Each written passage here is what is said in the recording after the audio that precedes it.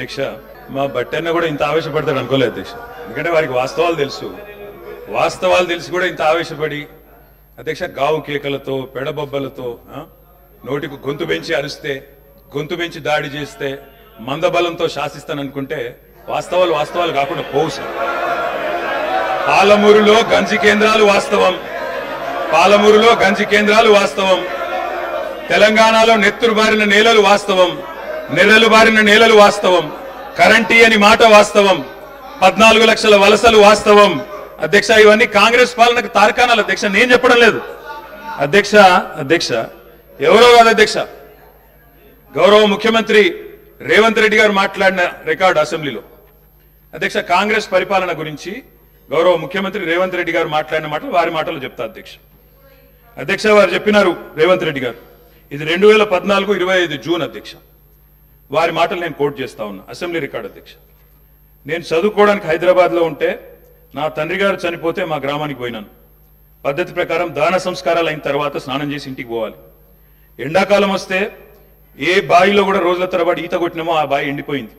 Bore దగ్గర పోయి స్నానం చేద్దాం అనుకుంటే కరెంట్ లేదు. నాకున్న పరిచయాలతో కరెంటే ఇస్తే బోర్ల నుంచి నీళ్లు వస్తలేవు. స్నానం చేయవలసిన సమయంలో నెత్తి మీద నీళ్లు చల్లుకొని ఇంటికి వచ్చినాం అధ్యక్ష. తెలంగాణ ప్రాంతం నిర్లక్ష్యం కావడానికి కారణం కాంగ్రెస్ పాలకులు అన్న విషయం ఇప్పుడు అర్థమైంది అధ్యక్ష. ఇది నేను కాదు అధ్యక్ష, రేవంత్ రెడ్డి గారు చెప్పిన మాట, మీ ముఖ్యమంత్రి గారే చెప్పినారు అధ్యక్ష, నేను చెప్పడం కాదు. నేనేమంటున్నా అధ్యక్ష, మీరు దాచేస్తే దాగని సత్యాలు చరిత్ర అధ్యక్ష. ఇట్లా నిమిషానికి ఒకసారి ఇంటరప్ట్ చేస్తే ఎట్లా అధ్యక్ష? ఇంత ఆవేశం ఎందుకు? బట్టన్నా అధ్యక్ష, ముఖ్యమంత్రి గారు మాట్లాడతారు తర్వాత, మీకెందుకు బాధ?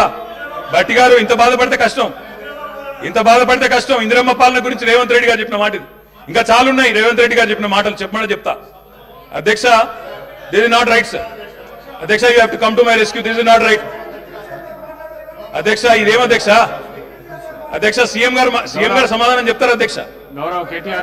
ఎన్నిసార్లు ఇస్తారు సార్? మరి మేము కూడా లెక్క చూడాలా? 39 మందికి అధ్యక్ష, మనం తెలంగాణ రాష్ట్ర శాసనసభలో మాట్లాడుతూ ఉన్నాం.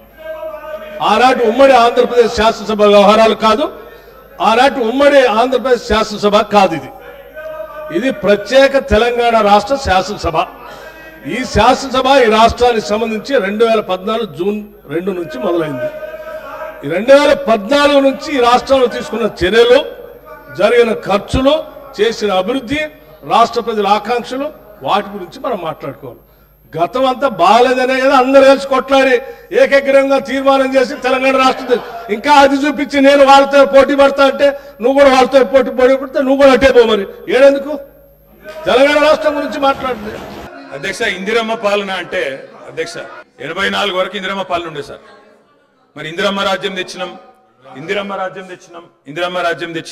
పాలన తెచ్చినాం అంటే మరి ఇందిరమ్మ పాలన గుర్తు చేయాలి కదా సార్. ఇందిరమ్మ పాలనలో గంజి కేంద్రాలు ఉండేది గుర్తు చేయాలి, ఇందిరమ్మ పాలనలో కరెంటు లేనిది గుర్తు చేయాలి, ఇందిరమ్మ పాలనలో నిర్బంధాలు గుర్తు చేయాలి, ఇందిరమ్మ పాలనలో నియంతృత్వం గుర్తు చేయాలి, ఇందిరమ్మ పాలనలో ఎమర్జెన్సీ రోజులు గుర్తు చేయాలి, ఇందిరమ్మ పాలనలో ఆర్టికల్ 365 ఎట్లా యూజ్ చేసి ప్రజాస్వామికంగా ఎన్నుకున్న ప్రభుత్వాలను రద్దు చేసినో గుర్తు చేయాలి, ఇందిరమ్మ పాలనలో ఎట్లా ముల్కీ రూల్ ను తుంగలో దొక్కినో గుర్తు చేయాలి, ఇందిరమ్మ పాలనలో ఎట్లా రాష్ట్ర ప్రభుత్వాలను ఒక నియంతలాగా శాసించినో గుర్తు చేయాలి, ఇందిరమ్మ పాలనలో ఎట్లా ఇంటింటికి తాగునీళ్ళు ఇవ్వలేని దుస్థితులను గుర్తు చేయాలి, ఇందిరమ్మ పాలనలో ఎట్లా అయితే గరీబీ హటావో అని నినాదం ఇచ్చి మర్చిపోయినో గుర్తు చేయాలి.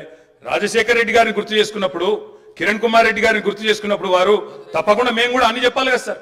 పోతిరెడ్డి పాడు పొక్కదవి నీళ్లు తీసుకుపోతుంటే హారతులు పట్టిన వాళ్ళ సంగతి చెప్పాలా, హంద్రీనివాకు హారతులు పట్టిన వాళ్ళ సంగతి చెప్పాలా, తెలంగాణకు అన్యాయం చేసిన ప్రతి ఒక్కరి సంగతి చెప్పాలా.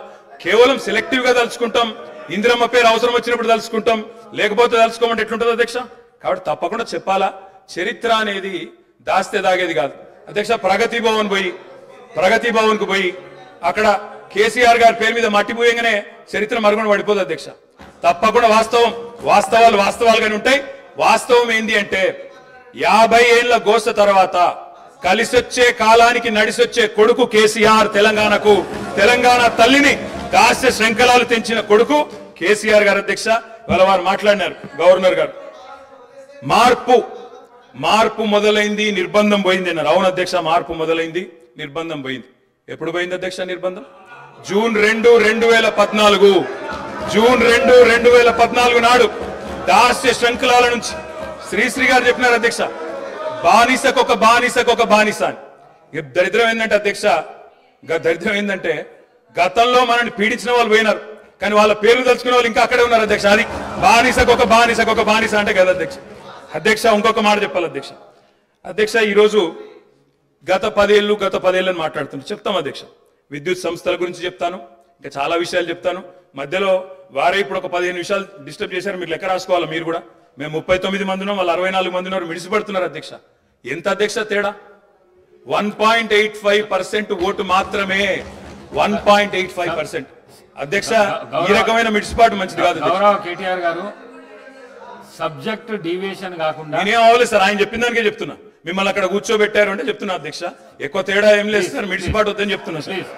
అధ్యక్ష, నీళ్లు, నిధులు, నియామకాలు, ఇది మా ఉద్యమ నినాదం. దాన్నే అధ్యక్ష వారు సమాధానం ఎట్లా చెప్తారు చెప్పండి సార్, సమాధానం ఎట్లా చెప్తారు? Leader of the house. Speaker sir, కొంతమంది ఎన్ఆర్ఐస్ కి ప్రజాస్వామిక స్ఫూర్తి అర్థము అవగాహన కాదు. మనం ప్రయత్నం చేసినా కూడా వారు తెలుసుకునే ప్రయత్నం చేయరు.